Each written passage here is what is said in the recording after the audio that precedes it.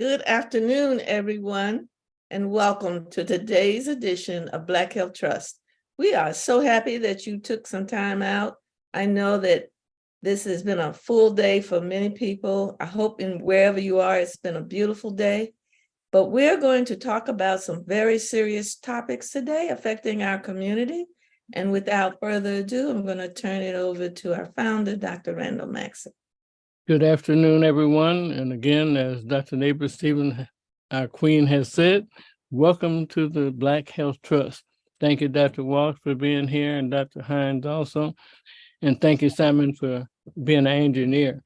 So I'm going to kick it back to Dr. Neighbor Stephen. She has a comment she wants to make, and then we'll get to the talk on current medications to treat obesity. Dr. Neighbor Stephen. Well, actually, it's going to be my pleasure to introduce my co-moderator, Dr. Ivan Walks, who's going to actually give us the comments. He's going to be our reporter from the Congressional Black Caucus, which is concluded today. Dr. Walks? So, Dr. Neighbor Stevens, I'd be happy to take a failing grade with respect to reporting on the entire Congressional Black Caucus. There were many things that were covered during the meeting. I know that Dr. Lawson, who is on today, attended a talk by one of our very close colleagues who has been with us many times and whose name is for some reason escaping me, though I sat with him at the breakfast yesterday. His name will come back. It's one of those things of being over 25 like Dr. Maxey. Not everything comes when you want to recall it. But I do recall that the Congressional Black Caucus focused a lot on the items that are impacting us, that are impacting us with respect to all of the challenges. One of the things that was discussed during a presentation at the Black Caucus was the issue of opioid addiction, and how it is the impact on African-American men is going up at a geometric level, where on other communities, the impact is not doing that. So it's one of the things that, I'm saying that to say that many of the challenges in our community were brought up and discussed during the Congressional Black Caucus. One of the comments that I heard was that there was a larger membership in the Congressional Black Caucus, meaning that more people of color were in Congress than have been in the past. And so it is an organization that is healthy, that is thriving. I've had some time in other events over the last couple of weeks to be in a room with and speak with Hakeem Jeffries and some other folks about their priorities. And I think that we can look to one of the culminating events, which was the prayer breakfast yesterday, as an indication of the spirit, the intent, and the commitment of the Congressional Black Caucus. Yesterday's speaker was Reverend Gina Stewart, who has several other initials after her name. She's studied about everywhere and gotten all the accolades you can get. She's a pastor, I think, based in Tennessee, and her message was based on the parable of the persistent widow. And for those who don't know that parable, it comes out of the Bible, Luke chapter 18. And what was remarkable about it is that it's, in short, in brief, it's about a widow that goes to a judge to ask for justice against her adversary. And the judge, as is written in the scripture, does not fear God and does not have a regard for human beings. So don't fear God and don't care about people. I think we can probably think about a few judges that fit that category. But what is interesting to me about this, and what I got from the message, is that the widow continued to go to the judge, continued to press her case against the judge. And we often think that someone has to change the way they feel. We have to convince them about our view for them to do what in our eyes is the right thing. But this parable isn't about that. This parable is about her persistence in advocating her position to the judge. And though he continued to not fear God and continued to have no regard for man, he actually gave her what she persisted in asking for, because he was worn down by her persistence. And I think that that was such a powerful message for the Congressional Black Caucus, and for many of us who are fighting against an adversary that is unfair in a system where the person making the decisions may not have regard for us and may not fear the same things we fear.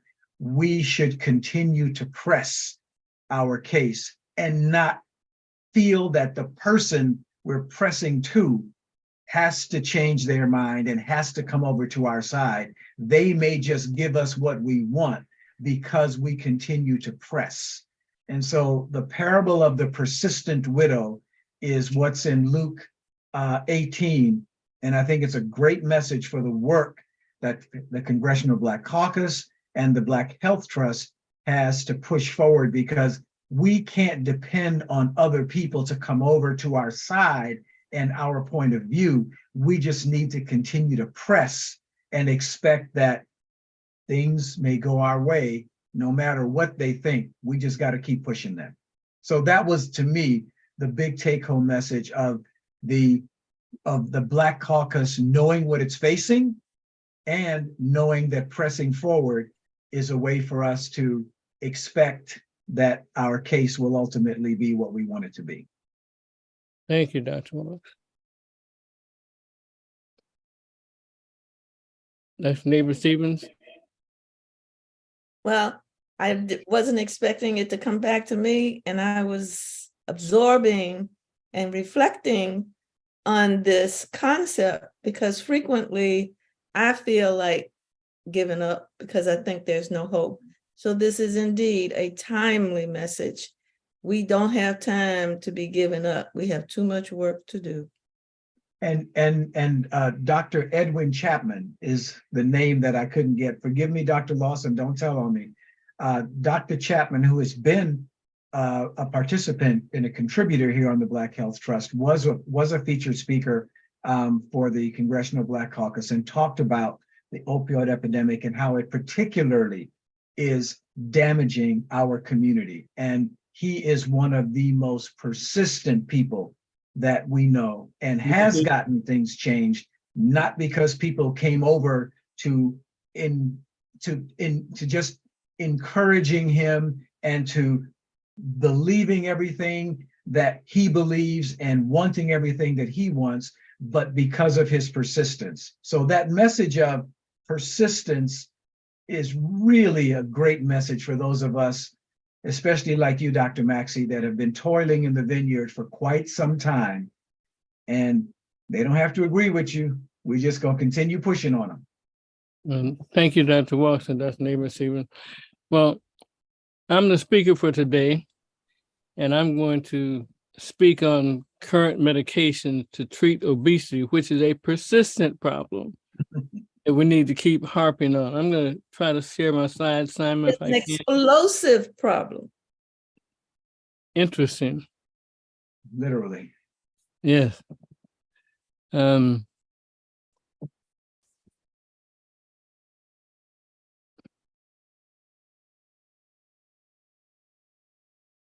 think it may be the top one.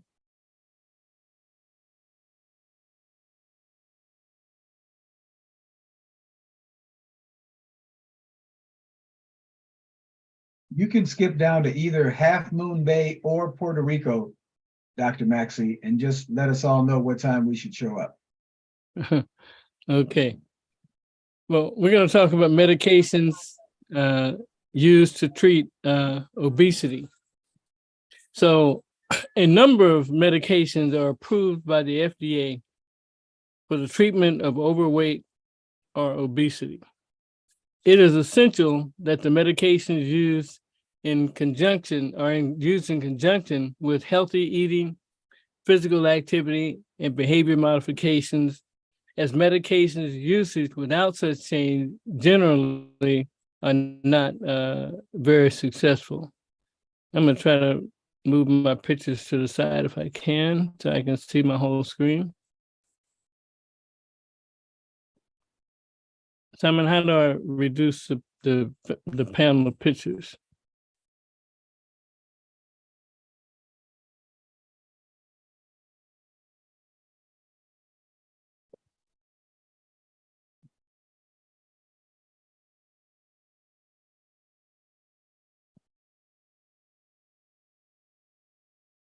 I don't know how I'm to move happy to help read the slides, Dr. Maxey, if that'll help. My screen is and I found what I needed, I a little think. different.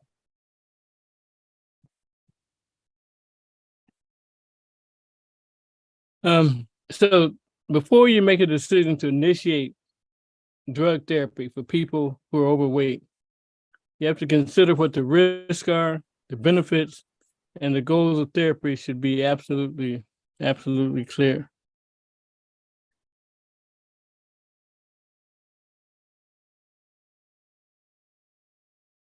So when a drug therapy is discontinued, weight gain might be expected. And also that's because of the hormones that are in place, and the body would normally want to eat more and gain that weight back because energy expenditure is different, and hormone mediators of appetite which favor weight gain. Therefore, we favor using anti-obesity medications that have longer terms of use for weight loss, as opposed to short term. That's if they're well tolerated and if they've yielded clinically meaningful weight loss, such as greater than 5% over several months. Morbidity and mortality that are associated with having overweight or obesity has been known for over 2,500 years. We know that if you're overweight, it's above the normal range within our society.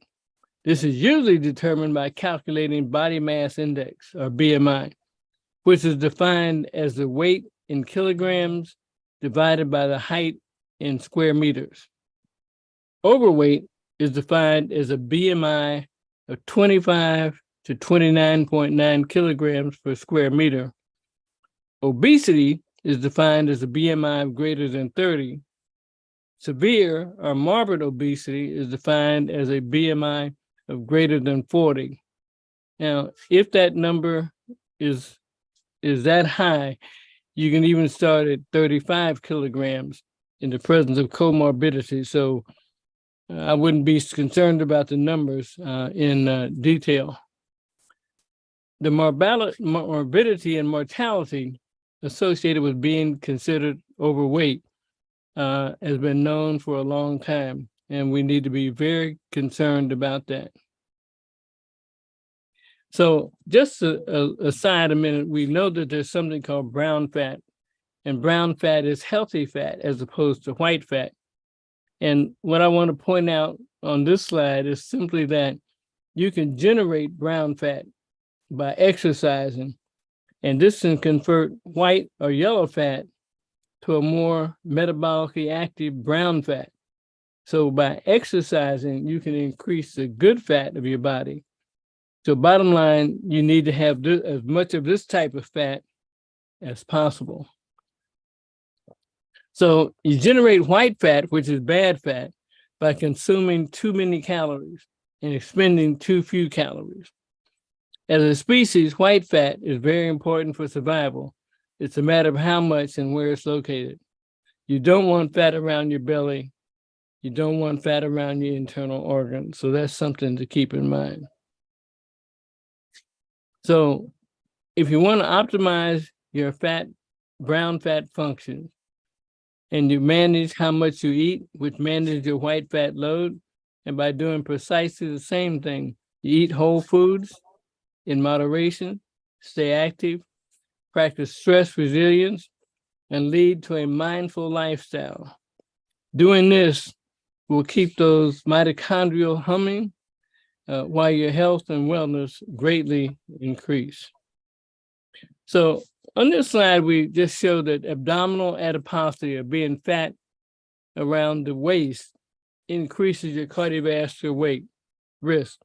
So we know that being shaped like a pear is different than being shaped like an apple. And this shows that you have an increase in cardiovascular death, an increase in myocardial infarction, and all cause of death as your waist circumference increases. So watch your weight. This one talks about abdominal adiposity that shows increased risk of heart disease.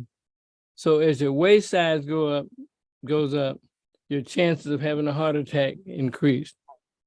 So there's also a measurement that's coming into vogue now called the waist to hip ratio. The current World Health Organization for optimizing BMI, they're not accurate. And we're going to be getting away from that term BMI and using more of the concept of waist to hip ratio. And the way you measure that, if you have a waist circumference, you get a tape measure, a paper tape measure, a cloth tape measure, and put it around your hips at the level of your pelvis, the pelvic bone, which you can feel like if you look above your thighs or feel above your thighs, the bone right between your abdomen and your thighs is called the hip bone. And for a man, that needs to be less than 40. And for a woman, it needs to be less than 35. And this shows how you can do that measurement. So the medical rationale for weight loss and people with obesity is because obesity is associated with a number of mortality and morbidity figures such as type 2 diabetes, hypertension, dyslipidemia, coronary heart disease, cancer of the breast, colon, and other cancers. And the higher the body index, the body mass index, the greater the risk for mortality and morbidity. So, interestingly enough, it's also associated with a shorter lifespan among people who've never smoked, compared with individuals of healthy weight, so BMI of 18 to 24. The life expectancy from age 40 years was 4.2 years shorter in males with obesity and 3.5 years shorter in women with obesity. So being obese, they talk about people being fat and jolly, not true. And you tend to die very young. I was looking back at my family tree a few weeks ago and looking at all the people who were obese, and they lived relatively short lives compared to people who were normal weight. So who's a candidate for pharmacal or medical therapy for obesity? Individuals that have a BMI of greater than 30, or if the BMI is 27 to 29, if they have comorbidity, and who have not had weight loss of at least 5% of total body weight within 3 to 16 months with a comprehensive lifestyle intervention. A decision to initiate drug therapy should be individualized and made only after you've talked about all the risks and benefits and other treatment options. So where I go to now in 2023, first off, before I start any other thing other than lifestyle modification, dietary modification, and exercise and walking, is straight to GLP-1 agonist. For patients who are overweight with obesity and whom drug therapy is warranted for weight, we suggest going right to glucagon-like peptides, GLP-1, such as Ozempic.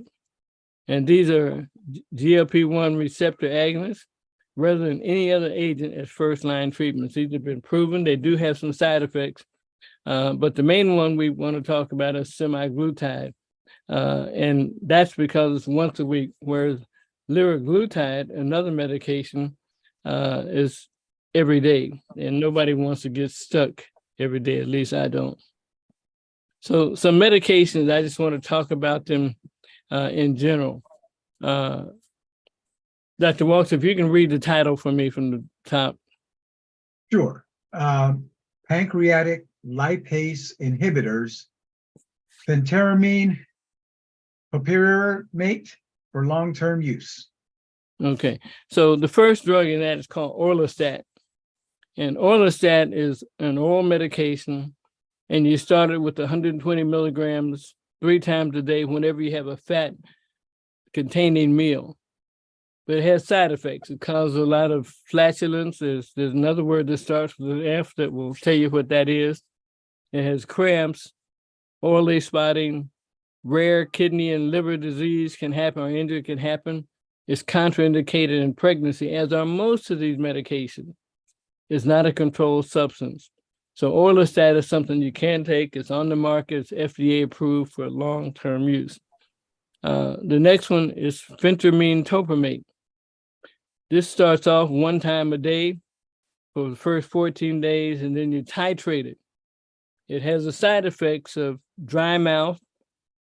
It has problems with depression. It has increase in heart rate, cognitive disturbances. It can cause kidney stones, oxalate stones, and more important is teratogenic and can cause such things as cleft palate. It is a controlled substance because of the phentermine, but it is approved for long-term use when it's combined with topiramate. The next class, want to read that for me? Combination of bupropion naltrexone approved for long-term use. And that reminds me of Dr. Edward Chapman again. This is a combination of bupropion and naltrexone, which is a drug that's used to treat narcotic abuse. You started off with 1 tablet, which is 8 milligrams of naltrexone and 90 milligrams of buprenorphine once daily, and then you titrate that every 4 weeks, and you can increase it up to 30-something milligrams per day. After that, you're gonna need to stop. But it does cause nausea, constipation, headache, dizziness. You can increase blood pressure, increase heart rate. It's contraindicated if you have a seizure disorder, if you have an eating disorder, or if you're using opioids in general. It's also contraindicated in pregnancy and if you're breastfeeding. It is not a controlled substance, even though some of the derivatives of it are used to treat that. So, Dr. Maxey, I just want to be clear. We're talking about bupropion, not buprenorphine. Correct. Okay. Okay, but they're close. Not in what they are, but okay, not a controlled substance. Makes me think bupropion. When you mentioned the opioid treatment, made me think buprenorphine. I'm just trying to be clear. You know, I need everything at 11th grade level for me. So, but if you are taking opioids, this is then not recommended that you do that. Okay, got it. Okay. And part of the reason the naltrexone part is actually the antidote, and it will cause a problem with that. Let me go to the next slide. The GLP-1, read the top of this one. GLP-1 agonist approved for long-term use. Okay, and I have listed 2 medications under this one called liraglutide. That's given every day by injection. Can cause nausea, diarrhea, and it can also cause a problem with increasing heart rate, and also can cause severe hypoglycemia, especially if you're taking other diabetic medications. It's not a controlled substance. The one that I recommend is the semaglutide. That semaglutide is commercially known as Ozempic. And this you start at 0.25 milligrams a week, and then you can titrate it up to almost 1 gram per day under physician's care. The risk factor with that is thyroid cancer risk is increased. You can get paresthesias. It can cause renal problems, gallbladder problems, and disease, and also can cause a moderate delay of gastric emptying, which has caused some people to have GI problems, not necessarily severe. It is also not a controlled substance. Okay, you want to read this one for me? Noradrenergic sympathomimetic drugs approved for short-term use. I like that shirt. So the first one is benzamphetamine, 25 milligrams a day. It's commonly known as Regimex. All these classes are not recommended due to side effects. It's approved, but I don't recommend them. It's a class 4 drug. And the main problem with it, they can be abused. But if you have to prescribe them or have to take them, it shouldn't be done for more than 12 weeks. It causes an increase in heart rate, increase in blood pressure, increase in nervousness. It's contraindicated in cardiovascular disease, hypothyroidism, glaucoma, pregnancy, and breastfeeding. And again, it's approved for short-term use, and it's recommended that you not prescribe it or use it. But if you have to, don't do it for more than a few weeks. The next one is diethyl propion, which is also known as tenuate dospan, that people have used. And that starts with 25 milligrams 3 times a day. And you take that 3 times a day, 1 hour before meals. Again, the same side effects as the benzamphetamine. These short-term drugs, anything that's sympathomimetic, this is the part of your nervous system that controls your heart rate, a lot of your brain function, and it's an excitatory. It's like amphetamine, methamphetamine in terms of what it does. So I don't recommend that you use that at all. Okay.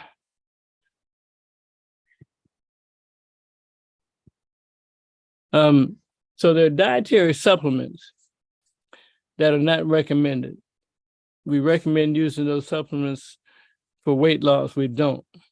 This is because of low quality evidence for efficacy and concern for potential adverse effects. So they're not recommended. You can find them out. You find a lot of things called ephedra out there, Mawang, and some black pills you find. I'm concerned about these things having fentanyl in them too. But just the drugs alone are not good. They've been used originally since the 1990s, where ephedra was the most common ingredient in weight loss supplements. It was discontinued, unapproved in 2004. But even now, there are synthetics that have shown up that are like them, amphetamine and methamphetamine, and often they're hidden in these drugs. Dimethylamphetamine is another one. It's been around since the 1940s, and something called a benzodrine inhaler. Some of you people may remember that type of thing, but these are totally dangerous and can kill you, and we don't recommend them at all. In addition to these experimental things, we know that there's something called sibutramine, and that was previously available by prescription, but it was taken off the market, but it's still present in a lot of medications, even though it's illegal, and it's something that can kill you. So don't just say this pill is good, and just because you can get it doesn't mean you should take it. Now, Barbara mentioned when we first started explosives, but there's a product called 2,4-dinitrophenol in the industry that's used as a raw material for explosive. This agent uncouples the mitochondrial oxidative phosphorylation with the energy that would be stored as fat, releases as heat, so it's a thermogenic. But again, totally something you don't want to use, and the weight you lose will not be worth the potential consequences of that. So if you can stop my sharing, Simon.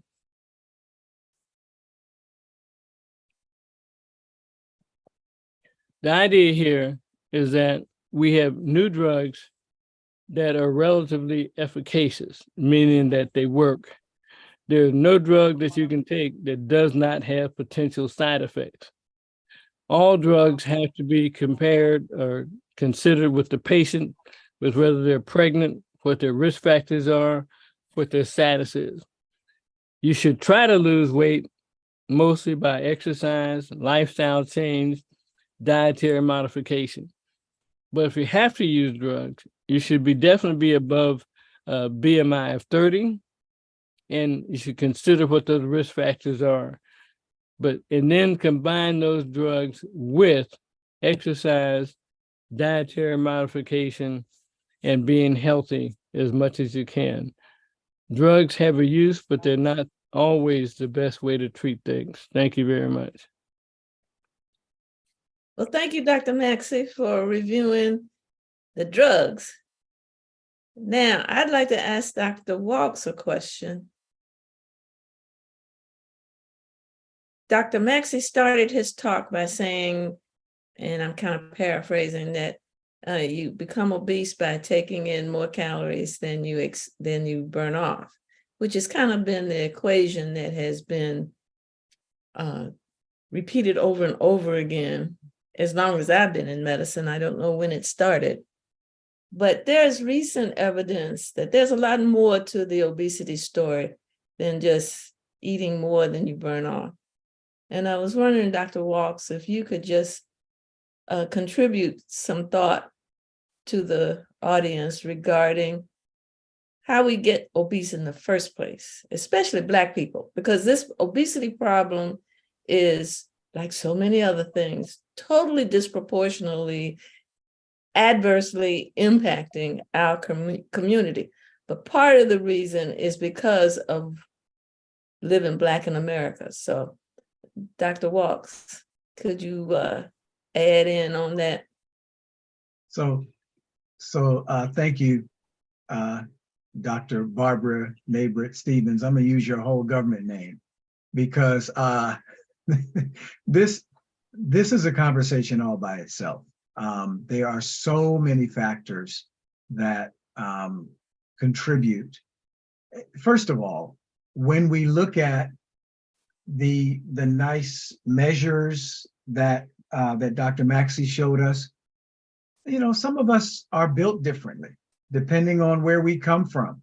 Our body structure is different. There are bigger hips and behinds involved and smaller waists. And some people have a little itty bitty tiny waist and a whole lot of weight is kept other places. So when we begin to look at who is overweight and who is obese, a lot of those measures are very, when I was in the Air Force, for example, we had something called the Fat Boy program.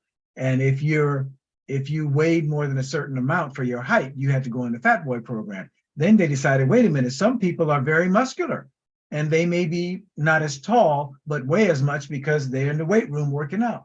And so they started to be shoulder measurements and then body fat measurements and bicep measurements and all of that. So I think a lot of this goes back to Dr. Jordan's conversation many times he would have with us about having a primary care practitioner, somebody who knows you and knows what's happening with your own personal health. Other factors that have to be considered involve all of the cultural things, all of the other social determinants of health, what's available. I remember working in certain economically challenged parts of Washington, D.C., and in some of those stores, you couldn't find an orange or a banana or an apple, but you could find a grape soda and some potato chips or some pork rinds in there. And so sometimes food availability is an issue and you're dumping in a whole lot of unhealthy calories that are really empty. They're not nutritious at all. Another factor I'll just mention is Dr. Lawson put something in the chat about some of the agents that Dr. Maxey talked about causing depression. Being Black in America and many other places can cause depression. And depression can result in us eating what sometimes we euphemistically hear described as comfort food, but people take in a lot of unhealthy calories when they're uncomfortable for any variety of reasons. Grief, trauma, all of those kinds of things can contribute. So the list is long about those things. Let me add some things on top of what Dr. Walker was saying. One, there's been discovered a few years ago something called the FTO gene. which is the fat obesity gene that is active and does cause your body, it affects your mitochondria and how you burn energy. And some people are going to be obese because they don't burn energy at the same level. So that is something that is genetically based, and a large percentage of our population has that. Then let's go to the fact that a lot of people that are depressed are taking psychiatric medication. Many of those psychiatric medications increase caloric intake by affecting the brain in certain ways. Now, I won't go into that. That can affect, just taking some of these medications can make you fat. In fact, we're working on some things to stop those. So Dr. Wright Walks is correct that there are many other things besides just calories that affect obesity. But that's why we're not using so much BMI as the weight, the waist circumference to the hip ratio. And I mentioned that some people are apple shaped, where you have obesity around the abdomen. That implies that you have adipose tissue surrounding your organs. So subcutaneous fat is not important to your long-term health, but visceral fat is very important to your health. So you can have a big butt and a small waist, and you don't have the same cardiovascular risk that you have if you're shaped like a pear. You have that risk if you're shaped like an apple. So that we're going to be converting in the future to more waist to hip ratio as opposed to the BMI. And that's how, when you look at some of the NFL players and other people, the BMI is going to be way out of range and they're going to look like they're obese. But if you look at them from a waist to hip ratio, they're not obese. If that answers some of your questions, Dr. Neighbor-Stevens. I think we're beginning to work on it. Dr. Walks mentioned Dr. Jordan, and one of the other things that Dr. Jordan always commented on was a history of sexual trauma is very often associated with long-term effects, including eating disorders and eating out of stress and winding up with obesity. So it's something that it's not something that people should be put down for. It is not a sign of laziness. It is not a sin. It is a condition that for many reasons we find ourselves in, and we need to take this situation quite seriously because it is so rampant in our community. Dr. Dawes has her hand up. Can you unmute Dr. Dawes? Okay.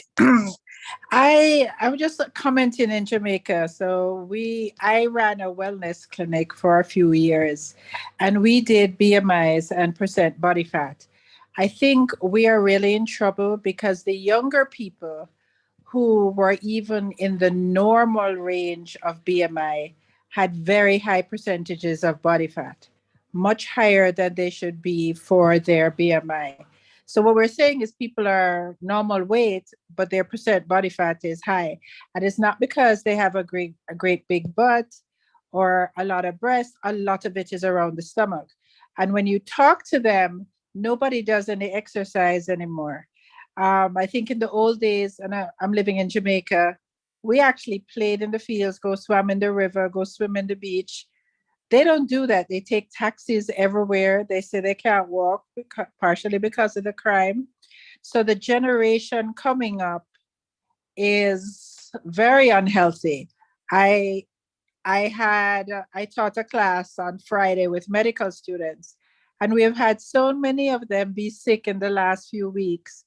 And you look at them, a lot of them are obese. We're not even talking overweight. They say they don't have time to exercise. They just sit and study.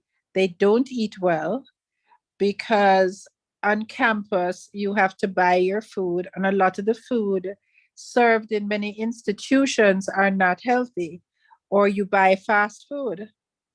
So we have a generation coming up that we really have to worry about. When we do BMIs for the older people, and we actually had the statistics, some of the older people that were overweight, as you say, had a lot more muscle mass, so they were going to live longer. But our young people coming up now are bad. It's bad. Jamaica and like Africa, women and men like to be a little bit heavier. It's part of the society. So it's actually encouraged. They don't like seeing people too slim. So we actually have to talk about that. I have one of the staff members who is about 230 pounds. Now, granted, she does have big hips and buttocks, but that's still too big. But her significant other says, don't lose any weight, put on a little bit more. So a lot of it depends on where you are and what society is saying. I think in the States pushes for more of being slimmer. The Caribbean, Africa, not so much. And we are seeing with the advent of fast food, I joke and that our KFC in Kingston, Jamaica, had the highest opening of people served in the entire world. Mm-hmm. I have a question, Dr. Dawes, and Yes. this is it. What are the benefits or lack of benefits for ackee and saltfish? Well, ackee is actually a good fat. Ackee and saltfish is Jamaica's national dish. You have to make sure you don't leave in too much salt, but ackee is actually a good fat. So it's good for your skin. It's actually good for your body in general. It does not increase cholesterol. However, if it's not cooked properly or if not opened on its own, it may have a high amount of hypoglycemia. It's what lowers your sugar. So if a diabetic takes too much of it, or a young child or an old adult, they can actually have sugars that become too low. Kids, we have to talk about it a lot because kids, every now and again, we have people presenting with ackee, what we call ackee poisoning. It's actually how they used to kill off the slave masters. But it has to be, once you prepare it properly, usually you don't have an issue. But it's a good fat. It's like pear, quite healthy for you. Avocados for you guys. When we say pear, you guys say avocados. That's the only pear we have. Well, thank you. Is there any questions in the chat? First,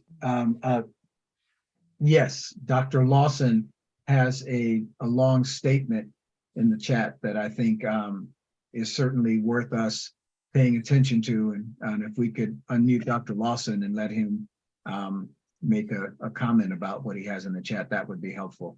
And while he's being unmuted, Dr. Dawes, what you said is so important about how the cultural norms impact our behavior. We are absolutely, we're impacted by that in huge ways. I won't go off on my normal tangent about how everybody is big now and it's cool, and all the midriff tops and the big bellies that are out, and men and women, and I guess things have changed now. So anyway, go ahead, Dr. Lawson, because I'm going to get myself in trouble. Go right ahead. Yeah, I just want to note that before I got involved in psychiatry, I used to be a diabetes eating disorders researcher and did a lot of work with animal research, trying to look at the issue of why did some animals eat? Because it seemed to have any kind of great survival value. But then when I looked at human beings, found that there was in fact some real advantages. First, note that we're dealing with very similar brain systems in which the dopaminergic norepinephrine area is involved in terms of set point, in terms of body weight, as well as behavior, and that this behavior itself is related to some very interesting survival factors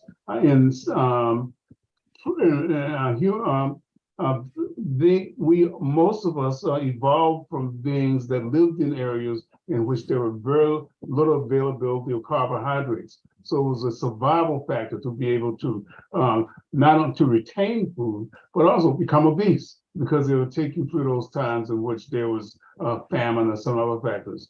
During slavery time, it was a real advantage because they had high energy demands, and so people were encouraged to eat high energized food, but also it involved in terms of selection, because those slaves that survived chose mates who could retain fat and who could also become not obese, but be able to survive those times in which there was less food. So in some ways it's built into our systems. And the colleague of mine, James Jackson, is now passed. There's some very interesting research showing that black folks under stress behave differently than white folks. Well, black folks tended to do a lot more what we would call acts that would be self-destructive. It wasn't self-destructive. It's just that our set points were such that we would seek that which would provide pleasure. So if you're stressed out, and we'll find out if you're anxious, folks would eat and taking a lot of food. We also find out that my colleague, Dr. Linda Glenn, Howard, is doing some work now showing that the diabetic patients, the risk factor is not just depression, but anxiety. So we need to look at the relationship between depression, anxiety, and PTSD in terms of its contribution to obesity, and to deal with these problems by taking in pleasurable substances, sometimes drugs of abuse, but many times food and high caloric food. We also have now the recognition that if folks are also taking non-caloric agents, different kinds of artificial sugars and so forth, it creates a vicious cycle in which the brain is saying that you're taking in what's necessary to reduce your appetite and so forth, but it isn't, because it's not working downstream. And so we now have a problem in which people are doing what they think, or their bodies think, trying to deal with or provide satisfaction, but it isn't. And I think this is why we're seeing increased suicide rates among folks, not only with these medications that tend to reduce obesity, but in terms of dealing with stressful events. So I have a question. Is it true that some of the psychoactive medications remove your satiety ability to determine that you're full? And well, it's a little bit more complex than that, and it also depends on the medication. Now, the FDA recognized fairly recently that many of these agents do tend to cause obesity, but also tend to cause hypertension and other factors. So trying to select for agents that do not do this. But it's difficult because, again, we're dealing with the dopaminergic norepinephrine system, which is important in terms of regulation. So it's not so, the newer medications that are on the market now are less likely to cause weight gain.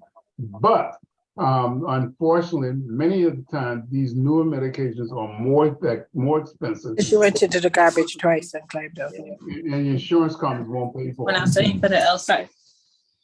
somebody needs to mute. That's Dr. Lisa. We know she is always working down there in Jamaica, but she has muted now. Yeah.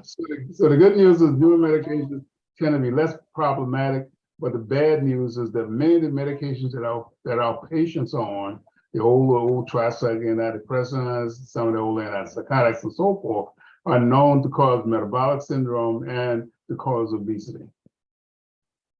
Thank you so much. Okay. Any other questions in the chat? Any other comments from anybody? It doesn't have to be a physician to comment. Nothing else is in the chat, Dr. Maxey. I wanted to go back to something that you started with, though, if I may. You started with the importance of lifestyle change and with the importance of a certain period of time where someone is trying to, through lifestyle change, diet, exercise, etc., make a difference. And if someone could not reduce their weight by more than 5%, then these other things should be considered. These medications should be considered.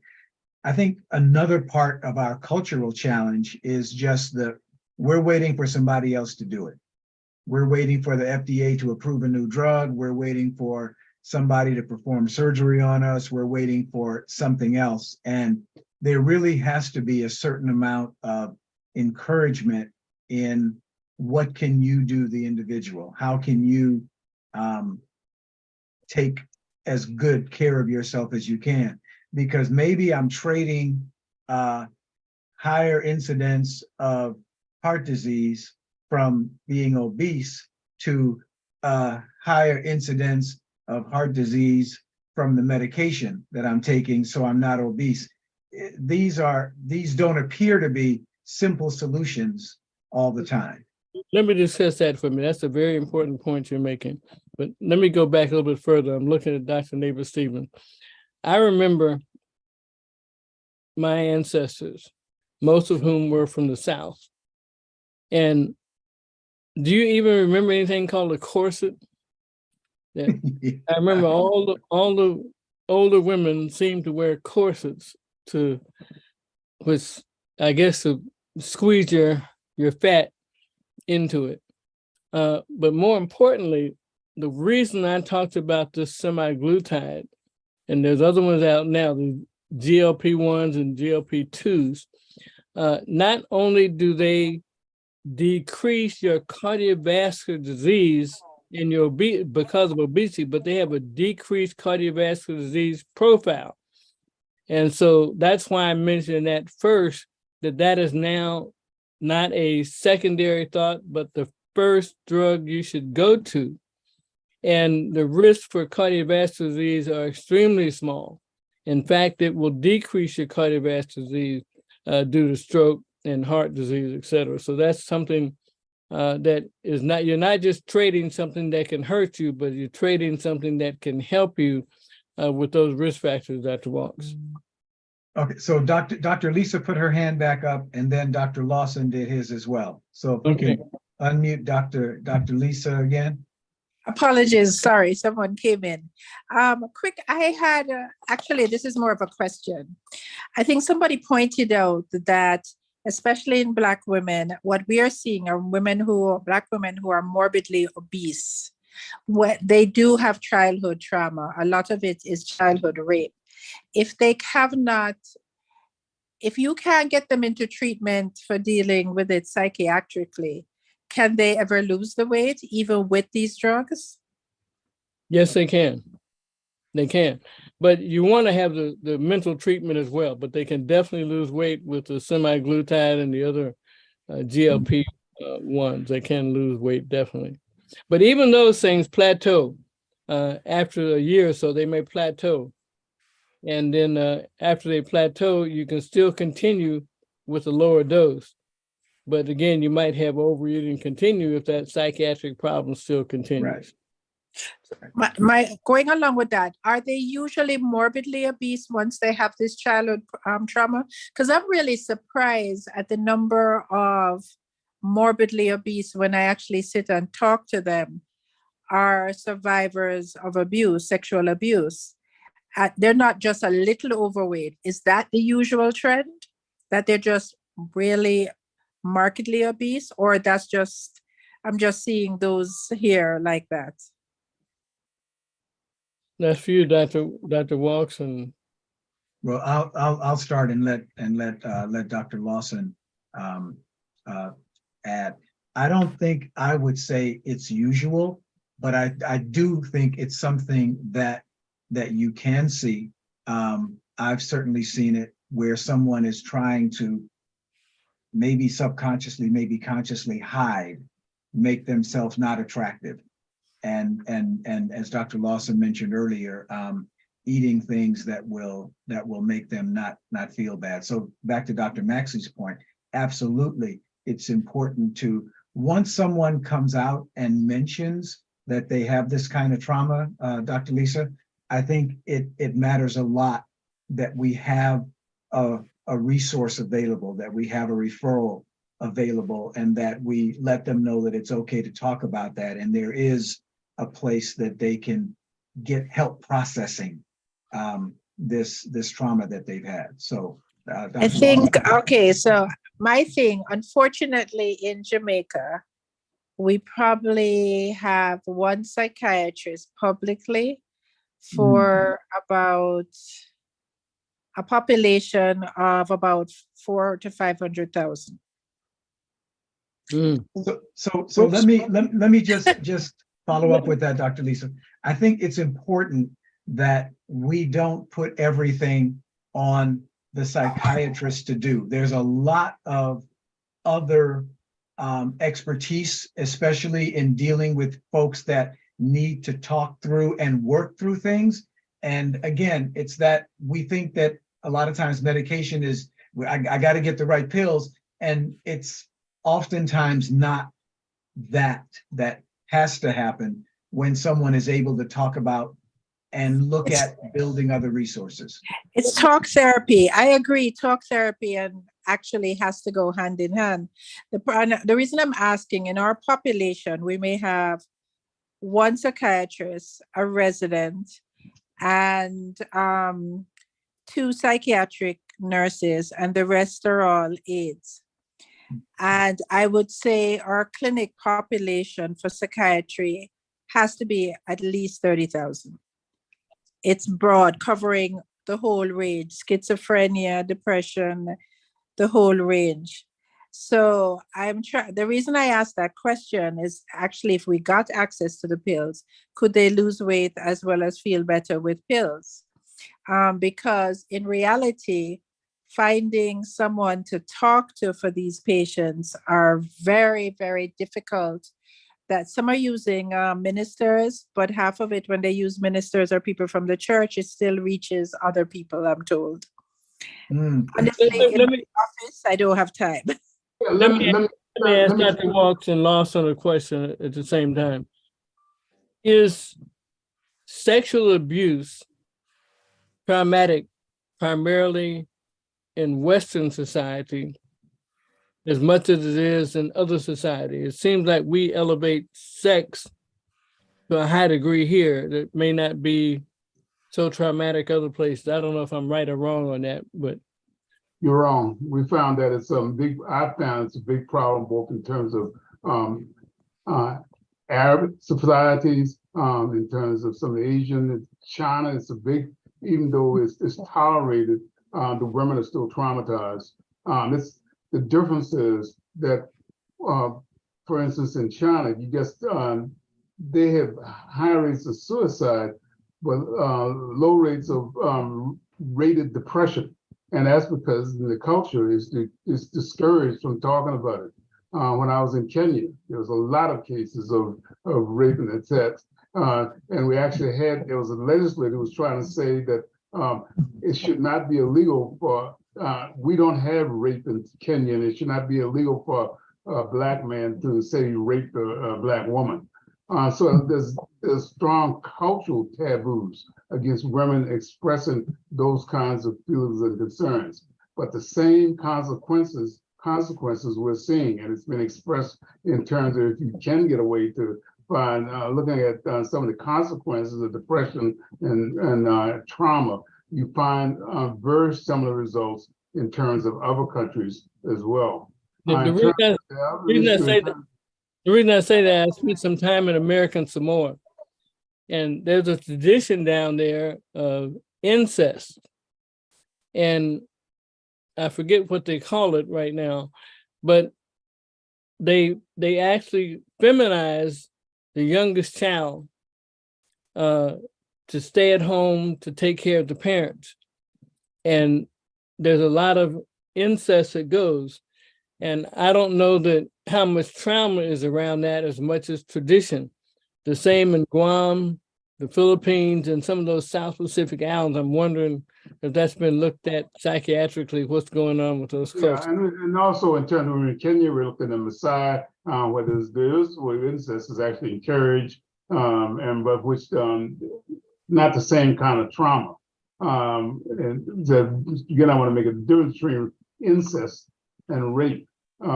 Rape is forcible where the woman doesn't want it to be done, versus in terms of some of the cultures in which it's much more comfortable incest, and there's a whole thing in terms of the looking at in terms of biblical history, which incest at one point had to be tolerated.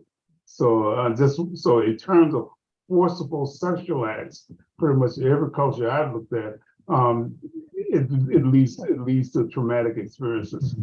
And I just want to add in terms of Jamaica, I was a good friend of Dr. Hinckley, who's now passed and who's very active in terms of psychiatric, in terms of Jamaica, and involved a number of innovative programs to be able to provide increased outreach. And we've replicated some of those in the DC area in terms of using ministers, using others to try to deal with depression. You don't have to be a psychiatrist to deal with depression. You don't, and many times these depressive traumatic experiences, you don't need formal psychotherapy.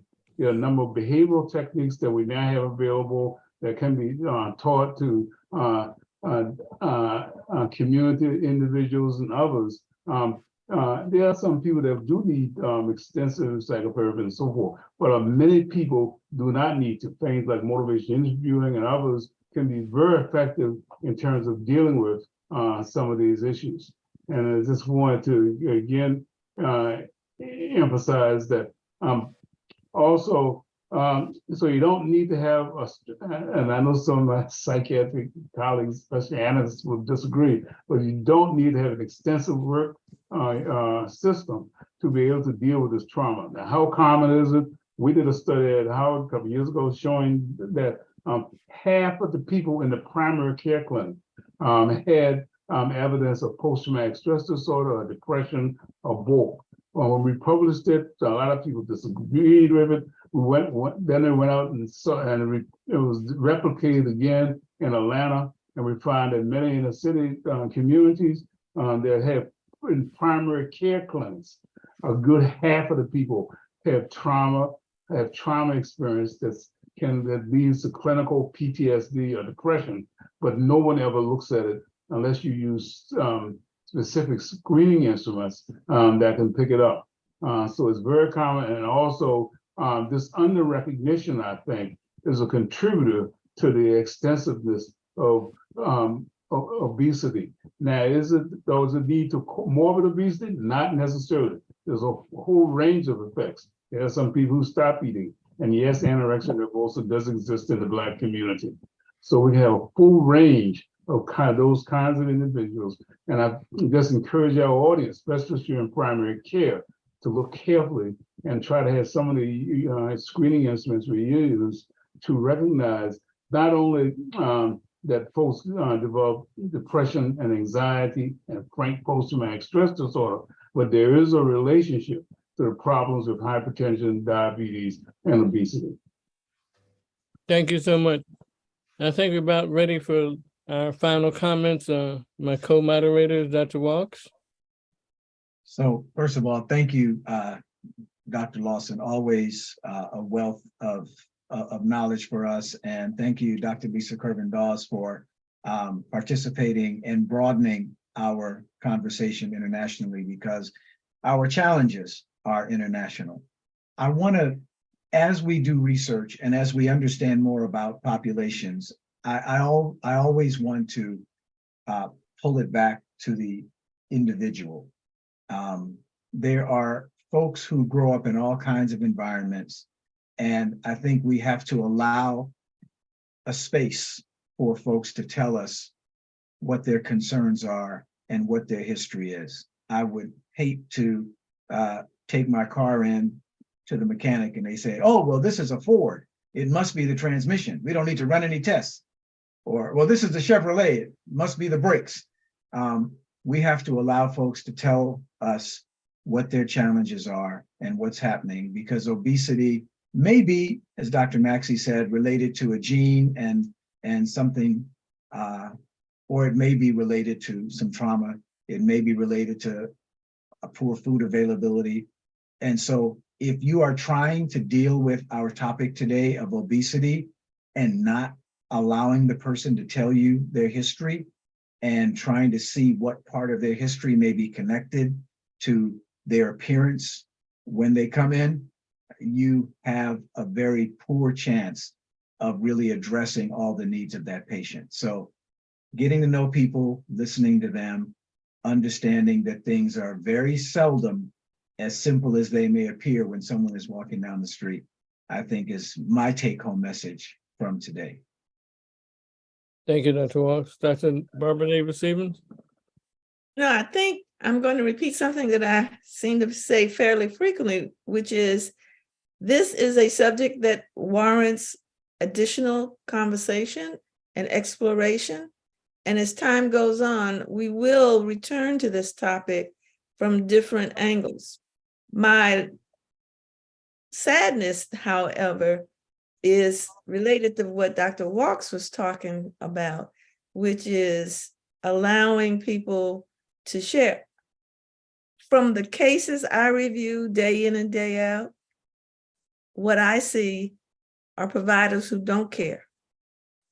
It is a mechanical process that they check off the box when they do the psychiatric. Let me be specific. I'm speaking now of the reviews I do of people who want bariatric surgery. And part of the workup of bariatric surgery includes a psychiatric evaluation, or at least it's supposed to include a psychiatric evaluation. And they're very perfunctory. And every time I read it, I hear Dr. Jordan in the back, and I never see ever it mentioned, which makes me suspect that this was a very superficial encounter simply to meet a requirement. So as consumers, hold your providers to a high standard. You deserve that high standard. Now, I know you're going to say, well, I don't know what I need. If you know that you're not satisfied, if you have that feeling that this is not enough, this is not getting it, I don't understand what this is supposed to do, whatever the question is in your mind, hold that provider accountable and get the information that you need. Well, thank you, Dr. Davis. I'm going to take a shot for a moment. There's this whole process called pre-authorization, which I think is driving a lot of providers, so to speak, physicians out of business, because they have to submit all their recommendations to these panels of people who may or may not practice medicine to be approved. And it's primarily a process, not in Dr. Neighbor's case, I don't think, of saving money and denying people what they really need. I had a patient recently who needed obesity therapy. She ended up going to Turkey to get her obesity surgery done. And as it happened, it turned out she got there some few days before the big earthquake. And I teased her about that. But since she had the surgery, which was successful, she came back here with no post-op direction on what she needed to do. And now she's having all sorts of complications because she decided to go there instead of going to the US system. So there's some problems that we have with our health system and with our pre-authorizations, and people really not being as concerned as they should. But nonetheless, I agree with Dr. Neighbor-Stevens. We need to keep revisiting and persisting on this problem of health, but health as affected by obesity, cardiovascular disease, blood pressure, and other things, and we'll continue to do that. So I want to thank everybody for attending today. Thanks, Simon, for being our technician. Have a great rest of your Sunday. Amen. Have a great day. Good day, everyone. Bye.